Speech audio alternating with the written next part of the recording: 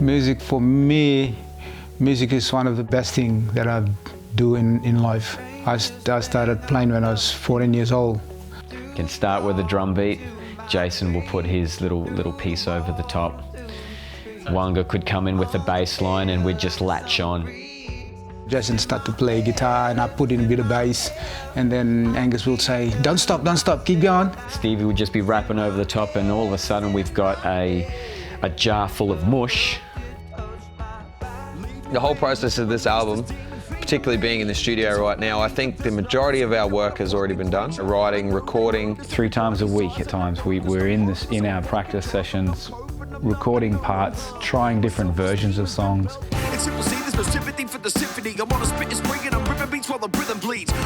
We started that weeks ago with Scott and I, so we got together, got all the demos. It was so good just to go into the studio, have no commitments coming up on the weekend. Yeah, we just get to be creative. It's sort of the best part of it. Who's cooking tonight? Yeah, who is cooking? No one sorted it. Well, it was funny, you boys. but it's not like I've had it. We are here in sunny Gosford, which is not sunny at all, at the Grove Studios recording our debut album. Let's go. Hopefully one of our plaques will be up there in the future, but this is basically where all the living quarters are. Costa's inside at the moment making himself a bit of toast. Yay! Mr. Wanga here. Bit of cough mixture here. And Jason, being as professional as always, working on a guitar solo that he's freaking out about for tomorrow. This thing has been working overdrive since we've been in here, but today it's just simple tease. We'll get into the studio, see if Jack's doing anything with Angus. Yeah, the process of tracking is quite disjointed. When you're in a band together, it's a whole thing. Everyone's together, you can hear everybody. When it comes to tracking, we're all isolated. For myself, sometimes I feel like, wow, this microphone is picking up everything I do on that drum. So every note has to be accountable. Check out Stevie, eh?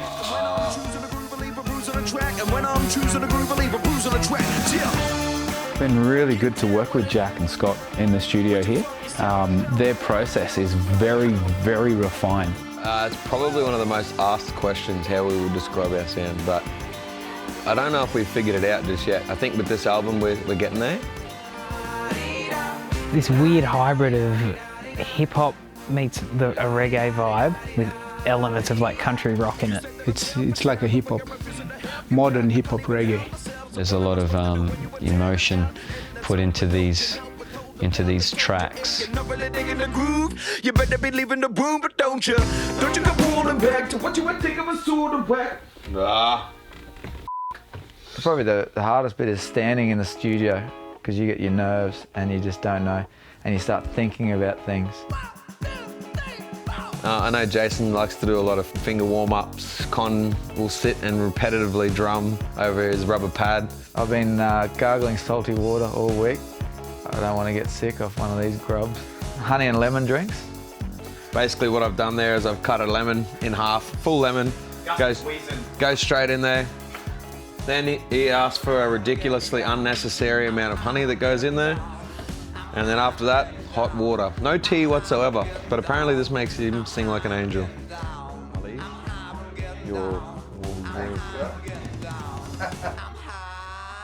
I'm sorry, I didn't mean to give you any eye contact.